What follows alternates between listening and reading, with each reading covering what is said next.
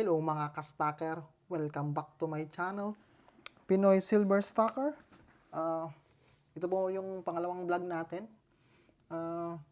Pag-uusapan natin po kung bakit po kami napiling mag-invest sa gold at saka silver.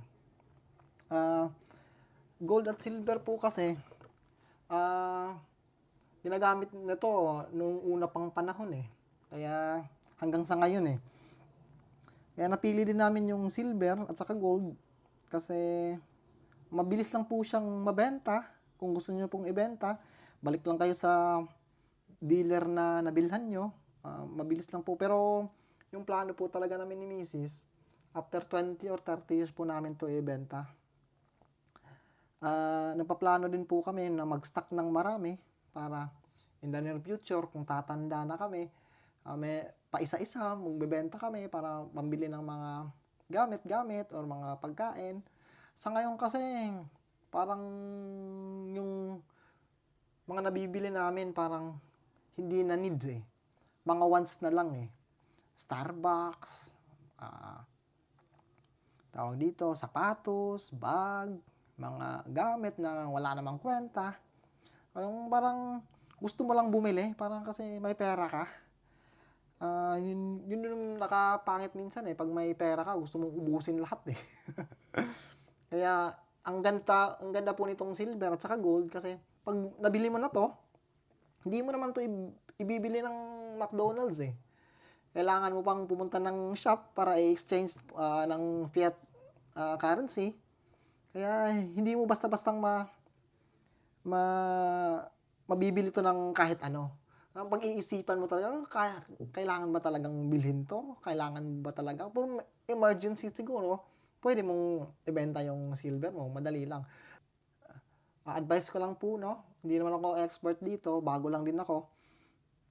Kung bumili kayo ng silver at saka gold, sana may sa extra lang, extra money lang. Huwag naman pong uutang kayo para bumili ng silver at saka gold. Hindi na po siguro tama yun.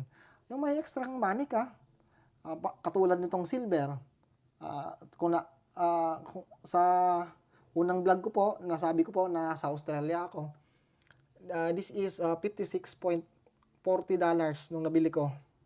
So, siguro, sa Australia dito, mga nasa 25 pataas yung per hour eh.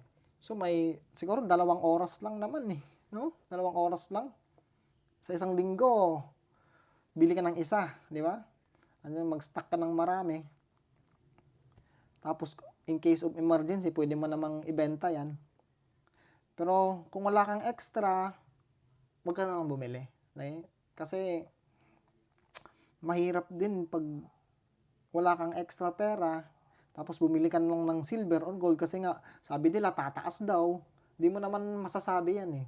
Pero in the long run, based on history, tumataas naman po talaga yung value ng silver at saka gold. Kaya, maganda tong investment na to for the long run.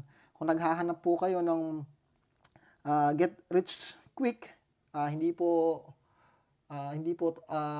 para sa iyo ang silver at saka gold. Kasi, slowly but surely to eh. Yun lang po muna. Salamat po sa pakikinig kahit wala akong kwenta. Baka next vlog natin, bilhin tayo ng isang nagbabalak ako bumili ng ng Canadian Maple Silver or tawag dito yung sa USA na Eagle.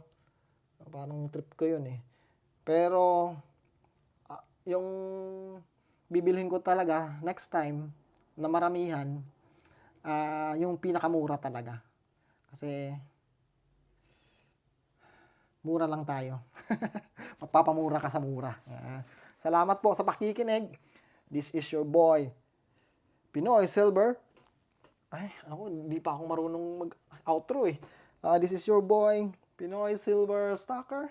Out. Bye.